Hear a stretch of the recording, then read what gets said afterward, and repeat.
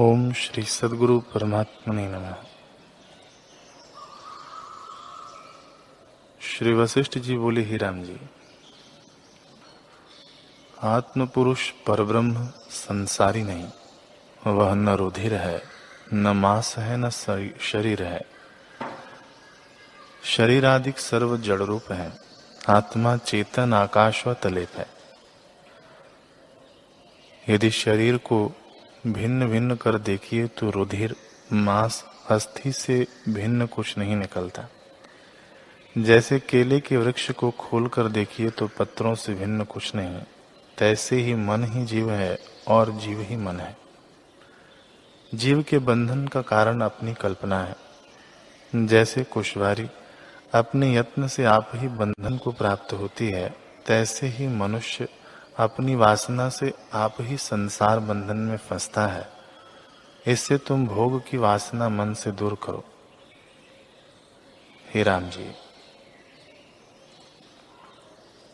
जिन पुरुषों के गुण चंद्रमा की नाई शीतल हैं और सिद्ध और अप्सरा जिनका गान करते हैं, वे ही पुरुष जीते हैं, बाकी सब मृतक हैं। इससे तुम पुरुषार्थ का आश्रय करो, तब परम सिद्धता को प्राप्त होगे। वह कौन वस्तु है जो शास्त्र अनुसार अनुद्वेग होकर पुरुषार्थ करने से प्राप्त न हो? कोई वस्तु क्यों न हो, अवश्यमेव प्राप्त होती है। यदि चिरकाल व्यतीत हो जावे और सिद्ध न हो तो भी उद्वेग न करे, तो वह फल परिपक्व होकर प्राप्त होगा। जैसे वृक्ष से जब परिपक्व होकर फल उतरता है तब अधिक मिष्ट और सुखदायक होता है।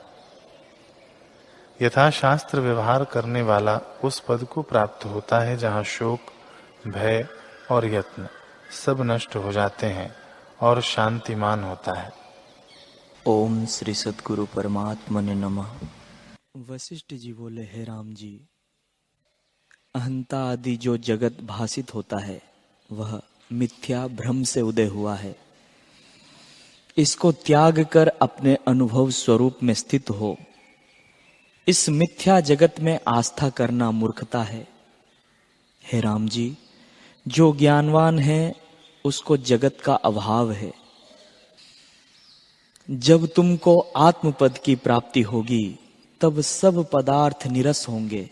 हे राम, यह जगत मिथ्या है। जो पुरुष इस जगत को सत्य जानता है और कहता है कि हम मुक्त होंगे, वह ऐसा है जैसे अंधे कूप में जन्म का अंधा गिरे और कहे कि अंधकार में मैं सुखी हूं। वह मूर्ख है, क्योंकि आत्मज्ञान के बिना मुक्त नहीं होता। ओम श्री सद्गुरु परमात्मने नमः। श्री वशिष्ठ जी बोले, ही राम जी, मूर्ख जीवों की नाई संसार कूप में मत गिरो। यह संसार मिथ्या है, तुम उदार आत्मा हो। उठ खड़े हो और अपने पुरुषार्थ का आश्रय करो और इस शास्त्र को विचारो। जैसे शूर रण में प्राण निकलने लगे तो भी नहीं भागता और शस्त्र को पकड़ के युद्ध करता है कि अमर पद को प्राप्त हो, तैसे ही संसार में शास्त्र का विचार पुरुषार्थ है। यही पुरुषार्थ करो और शास्त्र को विचारो कि कर्तव्य क्या है। जो विचार से रहित है वह दुर्भाग्य, दीनता और अशुभ को प्राप्त होता है।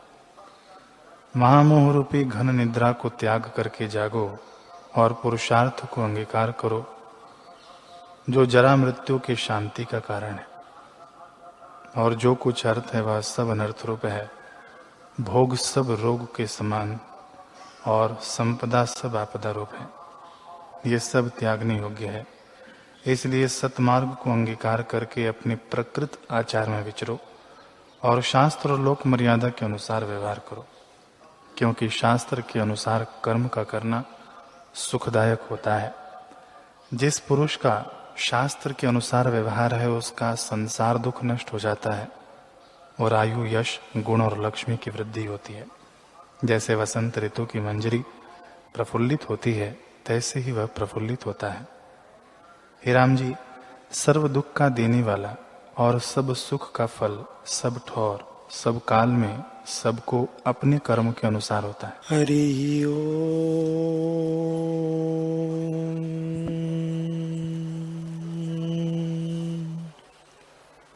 हरि ओम।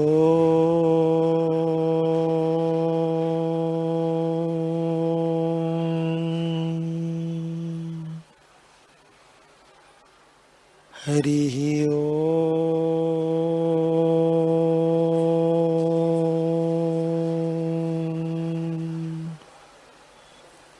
ओम श्री सद्गुरु परमात्मने नमः। श्री योग वासिष्ठ महारामायण स्थिति प्रकरण सर्ग 56। श्री वशिष्ठ जी बोले, हे राम जी, जब तक संसार की वासना इस हृदय में होती है तब तक बंधनवान है, और जब वासना दूर होती है तब मुक्त होता है। इससे तुम वासना को त्यागो और मोक्ष के अर्थ जो वासना है उसका भी त्याग करो, तब सुखी होंगे। इस क्रम से वासना को त्याग कर प्रथम शास्त्र विरुद्ध तामसी वासना का त्याग करो, फिर विषय की वासना का त्याग करो, और मैत्री, करुणा, मुदिता और उपेक्षा इस निर्मल वासना को अंगीकार करो। मैत्री के अर्थ यह है कि सब में ब्रह्म भाव जानना, द्रोह किसी का न करना, दुखी पर दया करना करुणा कहलाती है। धर्मात्मा पुरुष को देख के प्रसन्न होने का नाम मुदिता है, और पापी को देख के उदासीन रहना और निंदा न करना उपेक्षा कहलाता है। इन चारों प्रकार की वासनाओं से संपन्न हो हृदय से इनका भी त्याग करके इनका अभिमान न रखना चाहिए। यदि बाहर से इनका व्यवहार हो पर हृदय से दुर्वासना त्याग कर चिन्मात्र वासना रखनी चाहिए, और पीछे इसको भी मन बुद्धि के साथ मिश्रित त्याग करना, तब जिससे वासना त्यागी है वह शेष रहेगा तो उसको भी त्याग करना। हे राम जी, चिन्मात्र तत्व से कल्पना करके देह, इंद्रियां, प्राण, तम, प्रकाश, वासना अधिक ब्रह्म मात्र भासी आए हैं। जब मल अर्थात अहंकार संयुक्त इनको त्याग करोगे तब आकाशवत सम स्वच्छ होंगे। इस प्रकार सबको त्याग कर पीछे जो तुम्हारा स्वरूप है वह प्रत्यक्ष होगा। जो हृदय से इस प्रकार त्याग कर स्थित होता है वह पुरुष मुक्ति रूप परमेश्वर होता है। चाहे वह समाधि में रहे अथवा कर्म करे, वह ना करे। जिसके हृदय से सब अर्थों की आस्था नष्ट हुई है वह मुक्त और उत्तम उदार चित्त है। उसका करने ना करने में कुछ हानि लाभ नहीं, और न समाधि करने में अर्थ है, न तप से है, क्योंकि उनका मन वासना से रहित हुआ है। हे राम जी, मैंने चिरकाल पर्यंत अनेक शास्त्र विचारे हैं और उत्तम उत्तम पुरुषों से चर्चा की है, परंतु परस्पर यही निश्चय किया है कि भली प्रकार वासना का त्याग करें। इससे उत्तम पद पाने योग्य नहीं। जो कुछ देखने योग्य है वह मैंने सब देखा है, और 10 दिशाओं में भ्रमा हूं। कई जन यथार्थदर्शी दृष्टि आए हैं और कितने हेयोपादे संयुक्त देखे हैं, पर यही यत्न करते हैं और इससे भिन्न कुछ नहीं करते। सब ब्रह्मांड का राज्य करें अथवा अग्नि और जल में प्रवेश करें, पर ऐसे ऐश्वर्य से संपन्न होकर भी आत्मलाभ बिना शांति नहीं प्राप्त होती। बड़े बुद्धिमान और शांत भी वही हैं जिन्होंने अपनी इंद्रिय रूपी शत्रु जीते हैं, और वही शूरमे हैं। उनको जरा, जन्म और मृत्यु का अभाव है। वह पुरुष उपासना करने योग्य है। हे राम जी, ज्ञानवान को किसी दृश्य पदार्थ में प्रीति नहीं होती, क्योंकि पृथ्वी आदि पंचभूत ही सब ठौर मिलते हैं। त्रिलोकी में इनसे भिन्न और कोई पदार्थ नहीं, तो प्रीति किस विधि हो। युक्ति से ज्ञानवान संसार समुद्र को गोपदवत तर जाते हैं, पर जिन्होंने युक्ति का त्याग किया है उनको सप्त समुद्र की नाई संसार हो जाता है। जो पुरुष उदार चित्त हैं उनको यह संपूर्ण जगत कदम स्वप्न के वृक्षवत हो जाता है। उसमें वे त्याग किसका करें और भोग किसका करें। हेयोपादय से रहित पुरुष को जगत तुच्छ सा भासता है।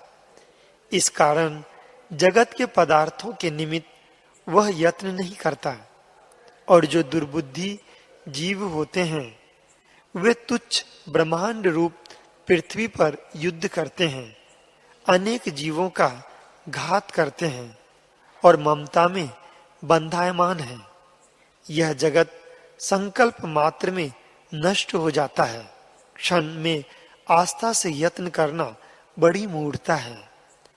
सब जगत आत्मा के एक अंश से कल्पित है। उसकी उपमा तृण समान भी नहीं। इस प्रकार तुच्छ रूप त्रिलोकी को जानकर आत्मवेत्ता किसी पदार्थ के हर्ष शोक में बंधायमान नहीं होते और ग्रहण और त्याग से रहित हैं। सदा शिव के लोक आदि पाताल पर्यंत जल, रस, देह, राजस, सात्विक, तामस संयुक्त जगत के पदार्थ ज्ञानवान को प्रसन्न नहीं कर सकते और उसकी इच्छा किसी में नहीं होती, क्योंकि वह तो एक अद्वितीय आत्म भाव को प्राप्त हुआ है। आकाशवत व्यापक उसकी बुद्धि होती है, अपने आप में स्थित है। चित्त दृश्य से रहित अचेतन चिन्ह मात्र है। शरीर रूपी जाल जो भयानक कुहरा है और जिससे जगत धूसर हो रहा है, सो तिस पुरुष का शांत हो जाता है और द्वितीय वस्तु का अभाव होता है। हरि ओम।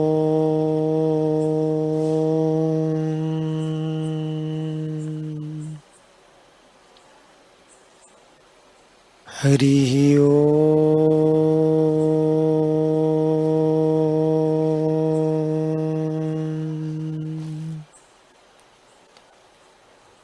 हरि ओम।